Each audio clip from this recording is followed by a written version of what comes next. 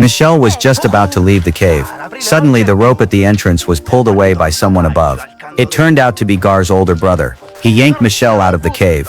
Then he kicked Michelle hard. After that he shoved Michelle into a car. To Michelle's surprise, his friend Gar was also in the car. Michelle never expected Gar would betray him. Since Gar's brother knew Michelle's family, Michelle wasn't seriously hurt, but he still got a nosebleed after falling and hitting a rock. His mother asked him what happened, clearly shocked. Mi ha picchiato.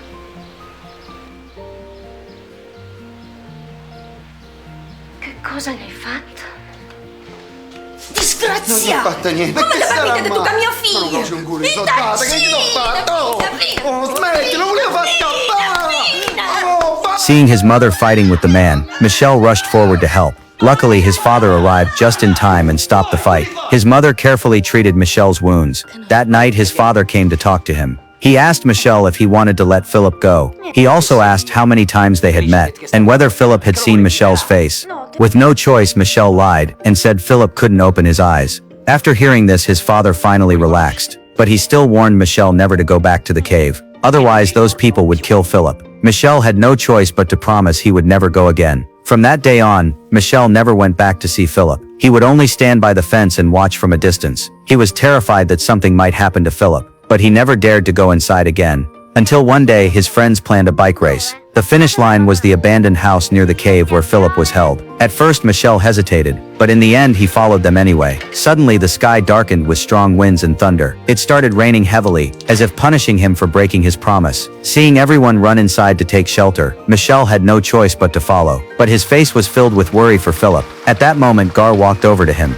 He apologized for betraying Michelle before, and told him that Philip had been moved to a nearby cave. The two friends finally made up. Michelle's anxious heart finally settled down. Not long after, the rain stopped. The kids all rode their bikes back home. On the way, two helicopters appeared in the distance. The kids waved excitedly at them, but when they got home they found all the adults in the village were gone. Michelle asked his sister and learned that all the adults had gathered at the store. That night, they all gathered at Michelle's house. Michelle secretly listened to their conversation. They were arguing while watching the news on TV, because the police had sent helicopters to search the area. The adults were divided over what to do. Some wanted to return the boy. Some said to abandon him by the roadside. Others suggested killing him. In the end, Michelle's father took out a box of matches. Whoever picked the shortest one would deal with Philip.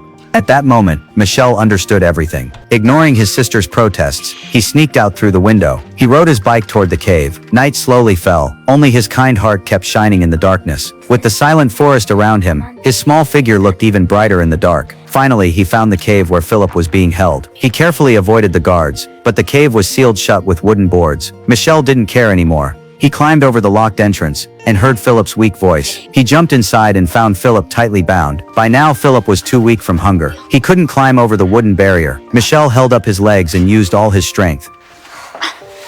Forza. Vai.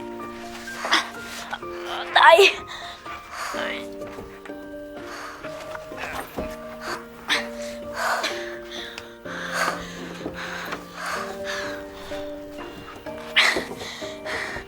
Bravo, salta adesso.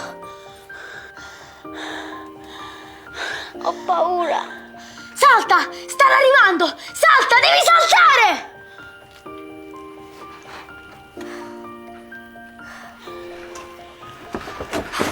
But just as Michelle tried to leave, he realized there was no foothold to climb over the barrier. He tried several times but failed. At that moment, he heard a car engine outside. Michelle quickly hid in a pile of hay. When the door opened, Michelle smiled. Fortunately, Michelle only injured his leg. His father shouted his name in panic. With tears in his eyes, he tried to wake him up. At the same time, his father's partner realized Philip had escaped. He said anxiously that they had to find him immediately. But unexpectedly, Philip appeared beside Michelle. Gli avete sparato al posto mio.